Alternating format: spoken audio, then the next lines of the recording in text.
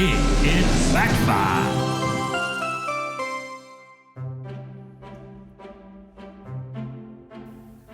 Emmeline Pankhurst was a political activist, most well known for her work promoting equal rights for women. Born on July 15, 1858 in Manchester, Emmeline was introduced at an early age to the women's suffrage movement, which campaigned for women to be given the right to vote. At that time, women weren't allowed to vote, open their own bank account or serve on a jury.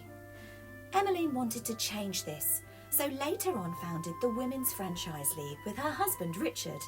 Unfortunately though, this group broke down after Richard died, and though she tried to join the Independent Labour Party, she wasn't allowed because she was a woman.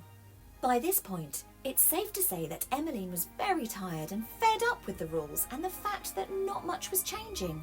So alongside her daughters, she founded the Women's Social and Political Union in 1903 and again set out to make the country a fairer place for women. The group said that they were focused on deeds, not words, meaning that they were going to take physical action to get attention for their cause.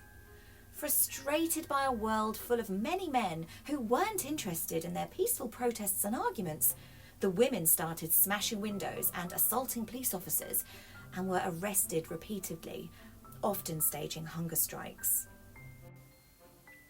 When Christabel, Emmeline's daughter, took charge of the group, they started a campaign of bombing and setting fire to things.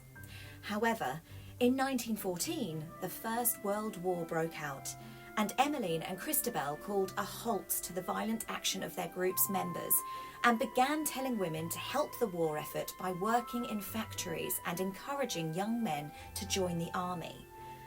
In 1918, Emmeline got the news that she had waited all her life to hear.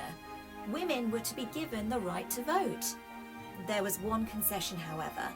Only women aged 30 or older were allowed to vote at first, as so many men had lost their lives in the war and the government didn't want them to be a minority. But in 1928, the right to vote was extended to all women over the age of 21. Sadly, Emmeline had died just 2 weeks prior at the age of 69, though her legacy and the work she did for women's rights lives on to this very day.